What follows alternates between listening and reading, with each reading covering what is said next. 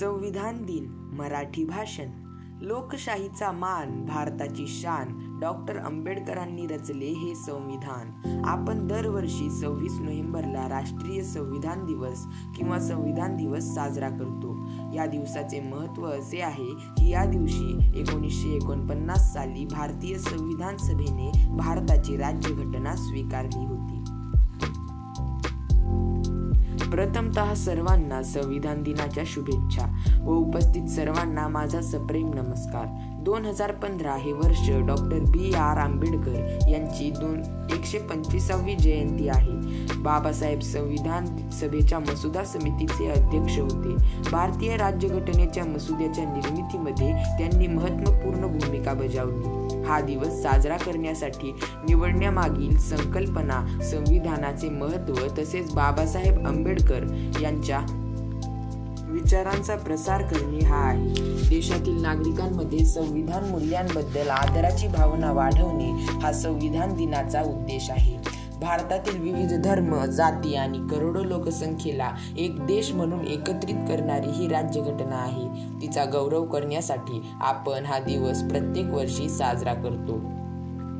ज्या बाबासाहेबांना या देशात शिकण्यासाठी पुस्तक दिले जात नव्हते, त्याच बाबासाहेबांनी एक असे पुस्तक लिहिले की त्याच पुस्तकावर आज हा भारत देश चालतो.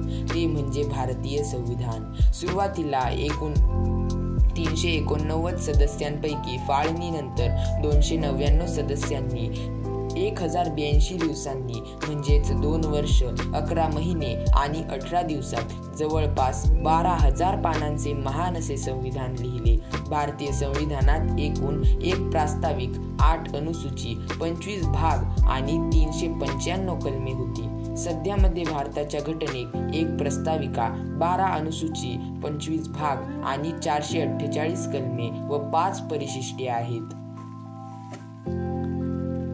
तुम्हाला माहित आहे का की राज्यघटनेचा मसुदा तयार करताना टंकलेखन किंवा छपाईचा वापर केलेला नाही.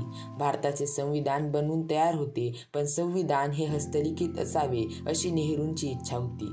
बिहारी नारायण रायजादा कॅलिग्राफीची कला अवगत असल्यानं याची जबाबदारी त्यांना देण्यात आली. संविधान लिहिण्यासाठी 254 दौत आणि 303 पेन वापरण्यात आले.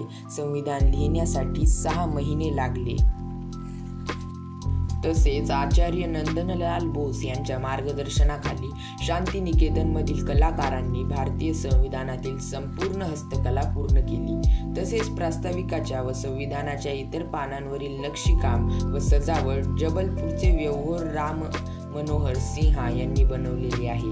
भारतीय संविधानाच्या मूळ संसदेच्या वाचनालयातील हेलियम भरलेल्या बॉक्समध्ये ठेवलेले आहे. शेवटी एकच म्हणेल, घटना अशी लिहिली की सूर्यचंद्र असेपर्यंत मिटणार नाही. ऋण बाबासाहेबांचे या जन्मात फिटणार नाही. धन्यवाद. व्हिडिओ आवडल्यास व्हिडिओला लाईक व मी मराठी या आपल्या YouTube चॅनलला नक्की सबस्क्राईब करा.